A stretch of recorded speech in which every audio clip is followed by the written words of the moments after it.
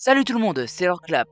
Qui dit mois de novembre dit forcément, en France en tout cas, armistice du 11 novembre. Le fameux jour où les combats de la Première Guerre mondiale ont cessé. Et je me suis dit alors que ça pourrait être intéressant de revenir sur les grands événements de ce conflit qui ont fait près de 20 millions de victimes.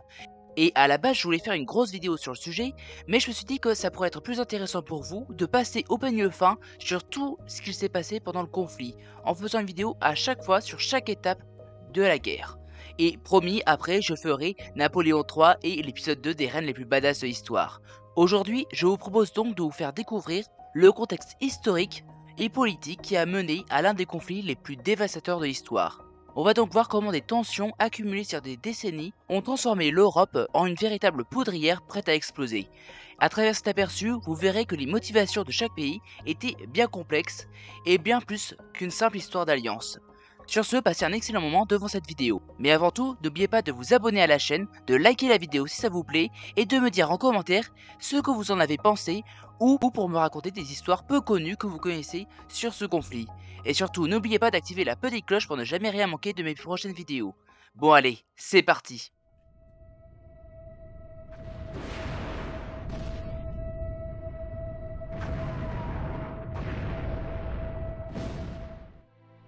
Ok, on commence avec l'Allemagne, ou plutôt l'Empire allemand, qui était alors dirigé par le Kaiser Guillaume II, ou Wilhelm. Mais on va continuer de dire Guillaume.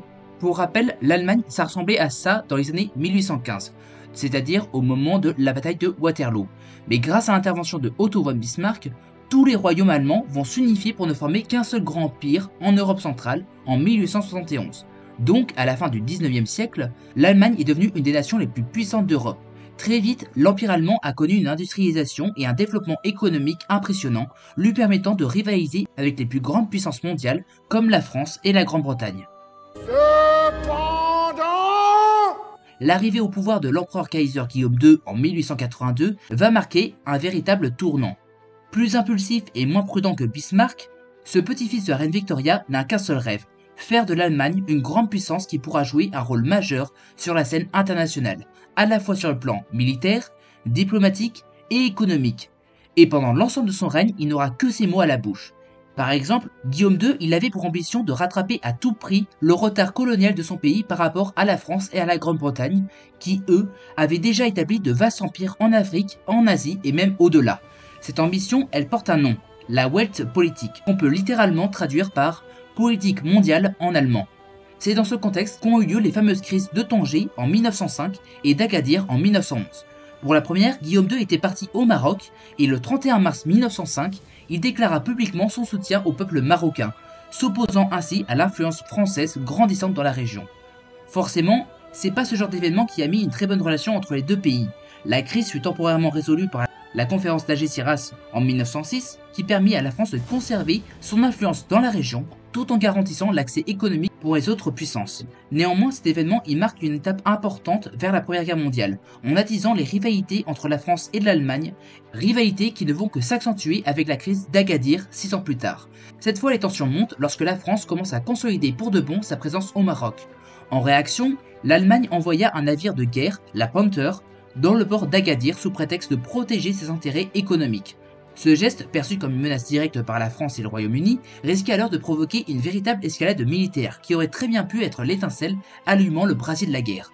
Cette crise se termina néanmoins avec un accord entre la France et l'Allemagne, dans lequel la France devait fournir à son ennemi une partie du Congo. Ce compromis évite de justesse un conflit armé. Mais cet épisode va exacerber les rivalités entre les puissances. D'une part, Guillaume II, il a réussi son pari colonial, mais cette démonstration de force n'a fait que contribuer davantage à isoler son pays sur la scène diplomatique.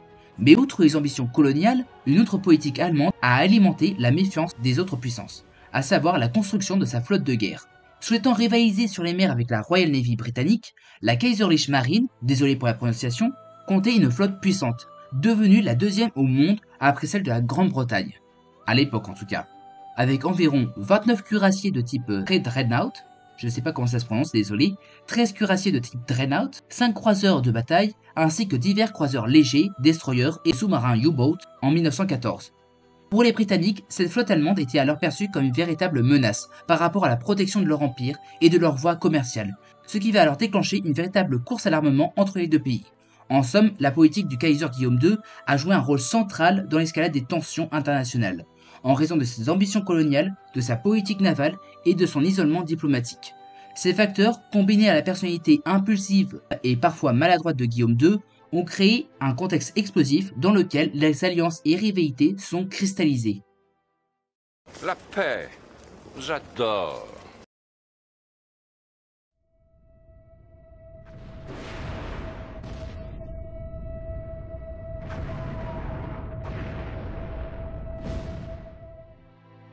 Comme dit précédemment, l'Allemagne elle ne s'est unifiée en empire qu'à partir de 1871, suite à la guerre franco-prussienne qui, de ce fait, s'est soldée par la victoire écrasante de la Prusse et de ses alliés allemands. Cette défaite, humiliante pour la France, a eu plusieurs conséquences profondes pour le pays. Premièrement, la perte de l'Alsace-Lorraine, que le pays a dû céder aux vainqueurs. Ces deux régions, historiquement françaises depuis plusieurs siècles, depuis 1648 pour l'Alsace, deviennent alors des symboles de la défaite et une constante source de tension entre les deux nations. Deuxièmement, la population a désormais un profond souhait de revanche. Dans les décennies qui ont suivi, la France était en effet animée par le désir de récupérer ses territoires perdus, et l'idée de se venger était alors un véritable moteur national, omniprésent que ce soit dans la politique, l'armée et même dans l'éducation des enfants. En effet, les écoles françaises, après 1870, ont joué un rôle fondamental dans la diffusion d'un sentiment patriotique appelé le revanchisme. Les manuels scolaires et les enseignants mettaient souvent en avant la perte de l'Alsace et la Lorraine comme une injustice à réparer. De nombreux monuments commémoratifs ont d'ailleurs été érigés à cette époque, comme le Lion de Belfort, pour honorer les soldats morts durant la guerre de 1870, cultivant ainsi une culture du souvenir. Et enfin, la propagande à travers la littérature et les arts. La littérature, le théâtre et d'autres formes d'art ont également joué un rôle crucial dans l'entretien de la mémoire et de la haine envers l'occupant allemand. On peut citer par exemple des livres comme Le Tour de France par deux enfants, ou encore les chansons Vous n'aurez pas l'Alsace et la Lorraine, ou La Strasbourgeoise, qui mettent toutes deux l'accent sur la tragédie de la guerre de 1870 et que malgré tout, l'Alsace et la Lorraine demeureront des territoires français et qu'il était de leur devoir de les récupérer. Mais bon, pour pouvoir prendre sa revanche, il faut une armée, une bonne armée, bien mieux entraînée et bien mieux préparée que lors du précédent conflit. Le gouvernement de la Troisième République a alors mis en place une série de réformes pour moderniser et renforcer ses capacités militaires. C'est à ce moment-là qu'apparaissent les principes notamment de service militaire obligatoire et investissement massif dans l'armement, notamment au niveau des frontières avec l'Allemagne, dans les fortifications et dans l'artillerie. Et non, je ne parle pas de la ligne Maginot qui, elle, a été fondée en 1928. Mais bon, avoir une armée, c'est bien, mais c'est mieux quand même quand on peut compter sur des alliés pour nous soutenir. Le truc c'est que, pendant de nombreuses années après 1871, la France s'est retrouvée isolée sur la scène diplomatique, en partie à cause de la politique habile de Otto von Bismarck, chancelier de l'Empire allemand, la Realpolitik.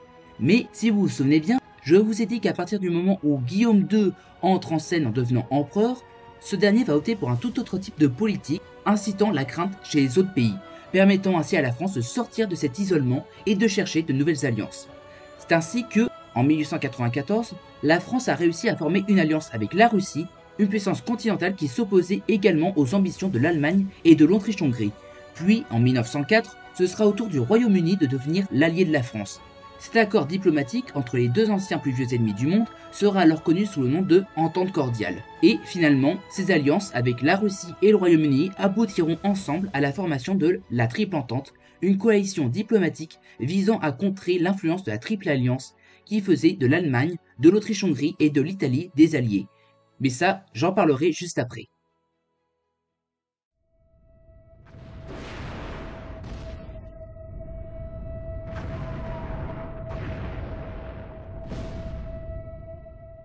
Je vous disais juste avant que l'Angleterre s'était alliée avec la France contre l'Allemagne en 1904. Mais cette alliance n'était pas forcément gagnée d'avance. En effet, le Kaiser Guillaume II était le neveu du roi anglais au moment de l'entente cordiale, ainsi que le cousin du futur souverain britannique. Donc forcément, quand ça touche à la famille, ça devient tout de suite un peu plus compliqué. Pour rappel, le nom de la dynastie des rois d'Angleterre à l'époque était Saxe-Coburg-Gotha. Donc il y a quand même plus anglais comme nom de famille. Mais à ce moment-là de l'histoire, le gouvernement britannique il cherchait avant tout à renforcer sa position face à l'Allemagne, notamment par le biais de l'alliance avec la France et de la Russie. Le Royaume-Uni, avec sa puissante marine, espérait ainsi maintenir la sécurité de ses lignes commerciales et de ses colonies face aux ambitions du petit cousin Guillaume II. Sur le plan militaire, la marine britannique, symbole de la puissance impériale, était alors confrontée à la montée en puissance de la flotte allemande, ce qui suscitait des inquiétudes à Londres. La course à l'armement naval a intensifié les tensions, chaque nation cherchant à démontrer sa supériorité militaire. Ce climat de méfiance ne va qu'accentuer les rivalités, ce qui va alors pousser l'Angleterre à rejoindre la Triple Entente. En parallèle, l'Angleterre, elle devait alors gérer des tensions internes croissantes. En effet, le mouvement pour l'autonomie de l'Irlande, qui se renforce depuis la fin du 19e siècle, divise l'opinion publique. Les nationalistes irlandais, dirigés par des figures comme John Redmond, militent pour un gouvernement autonome, tandis que les unionistes, surtout dans la région de l'Ulster, s'opposent à toute décentralisation. Ces tensions menacent l'intégrité du royaume, distrayant alors le gouvernement britannique des défis extérieurs. Enfin, sur le plan social, des mouvements de réforme émergent, plaidant pour des droits sociaux et politiques, notamment en faveur des femmes et des travailleurs. Ces revendications vont ajouter une autre couche de complexité à la situation britannique à l'aube de la guerre.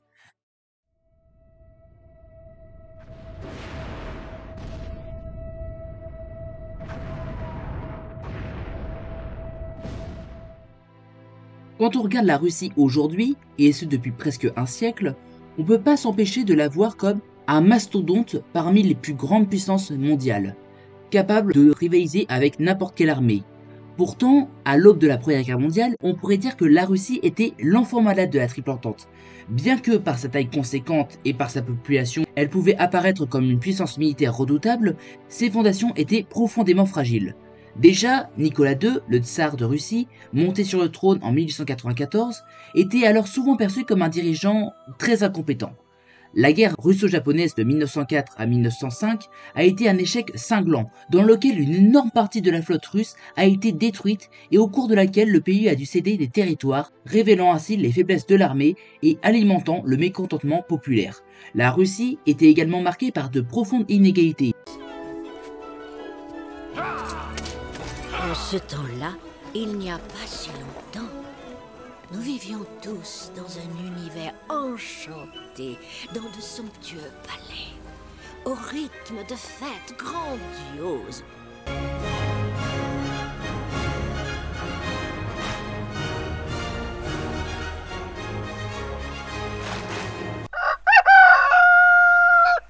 Une majorité des paysans vivaient dans la pauvreté, tandis qu'une élite aristocratique détenait la richesse. Les réformes agraires de l'époque, bien que mises en œuvre pour moderniser l'agriculture, ne parvenaient pas à résoudre les problèmes fondamentaux des paysans. Et parallèlement, l'industrialisation a entraîné des conditions de travail précaires pour les ouvriers, renforçant le climat de mécontentement. Et dans ces conditions, le peuple demandera alors des réformes auprès du tsar, qui fera très souvent la sourde oreille, ne souhaitant pas devenir le tsar qui a renoncé à la monarchie absolue. Et ce sera dans ce contexte que des épisodes comme celui du Dimanche sanglant de 1905 verront le jour, et épisode au cours duquel des manifestants pacifiques ont été abattus. Aujourd'hui c'est spécial. Ouais, vous êtes devenu suicidaire en plus d'être con? Face à la colère populaire, Nicolas II acceptera de créer alors ce qu'on appelle en Russie la Douma, un parlement avec des élus. Mais très vite, la population va réaliser que cette concession n'en était pas vraiment une, étant donné que ce parlement n'avait quasiment aucun véritable pouvoir, ce qui ne fera que rendre le tsar encore plus impopulaire auprès de son peuple. Donc, en 1914, des grèves et des manifestations sont monnaie courante, montrant un peuple sur le point de basculer dans l'insurrection. Militairement parlant, la Russie était une des plus grandes puissances, mais malgré le nombre de soldats, l'armée souffrait d'un manque cruel d'équipements modernes et de formation adéquate, ce qui jouera un rôle majeur pendant la Grande Guerre. Le truc, c'est que, malgré ces problèmes internes, le gouvernement russe était perçu comme le protecteur des États slaves de l'Europe de l'Est et des Balkans. Cette mission de soutien aux Slaves, motivée à la fois par des ambitions géopolitiques et par une solidarité ethnique et religieuse, qu'on appelle panslavisme, va renforcer la tension entre la Russie et l'Empire austro-hongrois. Tensions qui marqueront le début des hostilités pendant la Première Guerre mondiale.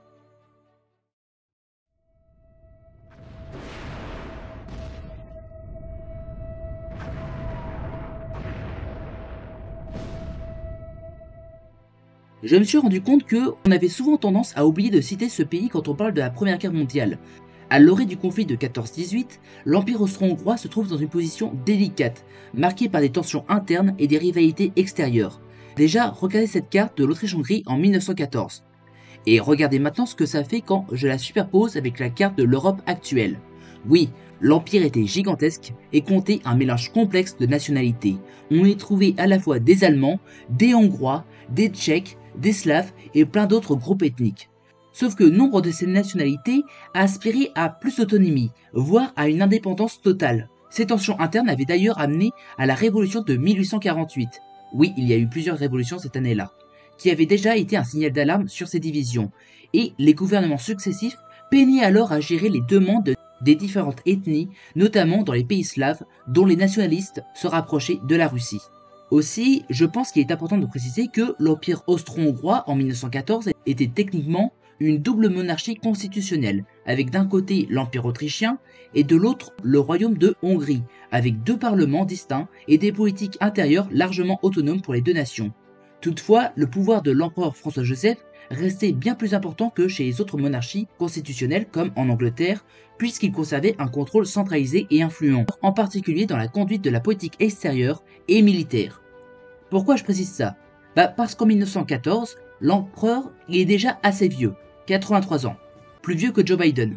Enfin, ça dépend de quand tu regardes la vidéo. Si c'est en novembre 2028, j'espère qu'on sera plusieurs milliers d'abonnés sur la chaîne. Si c'est le cas, visionneur du futur, mets-le en commentaire. Donc, François-Joseph Ier, il n'était pas au meilleur de sa forme. Et question succession, ça ne se bousculait pas au portillon. Son fils héritier de la couronne s'était suicidé à Mayerling avec sa maîtresse. Et son frère Maximilien, ancien empereur du Mexique, a connu une fin, disons, très tragique. Alors quand le pouvoir impérial était aussi puissant, ça peut poser quand même un gros problème quand tu n'as pas beaucoup de personnes sur qui compter pour reprendre la couronne. Regarde Napoléon. En somme, l'Autriche-Hongrie était alors un empire à la fois puissant et vulnérable, à cause de son incapacité à gérer les tensions internes, combinées à une politique étrangère agressive.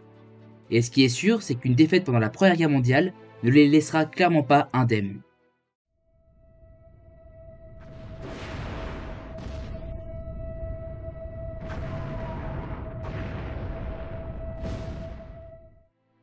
L'Italie, si vous avez bien suivi, était initialement un membre de la Triple Alliance avec l'Allemagne et de l'Autriche-Hongrie. Le truc, c'est que le pays n'était pas aussi engagé que ça dans l'Alliance. En fait, ils avaient même de sérieux problèmes avec eux, notamment avec l'Autriche-Hongrie, en raison des revendications sur les territoires habités par des Italiens dans les régions Trentin et de la Dalmatie. Ces territoires étaient alors sous domination austro-hongroise depuis des décennies, ce qui alimentait un sentiment d'irrédentisme en Italie, et c'est la première fois de ma vie que j'utilise ce mot. Rien que pour ça, tu peux t'abonner et liker, s'il te plaît. Et c'est pourquoi, et ça je ne le savais pas, que lorsque la guerre va éclater en 1914, l'Italie décide de rester neutre et ne rejoindra le conflit du côté de l'entente sans avoir jamais combattu du côté autrichien et allemand. Mais ça, on en parlera dans la prochaine vidéo. Et enfin, parlons de l'Empire ottoman. Bon, clairement, c'était pas la forme pour eux. Autrefois gigantesque, la perte consécutive des territoires en Afrique du Nord et en Europe, mais ça j'en parle dans une vidéo consacrée aux plus grands conflits de chaque pays d'Europe, va les pousser à essayer de restaurer leur prestige et de sécuriser leur territoire. Dans ce contexte, ils voient en la Triple Alliance un moyen de récupérer des territoires dans les régions stratégiques, notamment dans le Caucase et au Moyen-Orient, et donc une manière d'inverser son déclin. Et ça va bien tomber pour l'Alliance puisque un des leurs leur a fait faux bond. Et clairement ils auront un rôle très important à jouer dans la suite du conflit. Voilà, c'est la fin de la vidéo. Pour conclure notre exploration des causes et du contexte de la Première Guerre mondiale, on comprend désormais à quel point l'Europe en 1914 ressemblait à un château de cartes, fragile, instable et attendant le moindre souffle pour s'effondrer. Entre alliances rigides, nationalisme exacerbé, tensions coloniales et rivalité économique, chaque pays marchait sur une ligne invisible, n'attendant qu'une seule occasion pour en découdre avec les autres. En revenant sur cet événement, il est impossible de ne pas voir les leçons que nous pouvons en tirer aujourd'hui.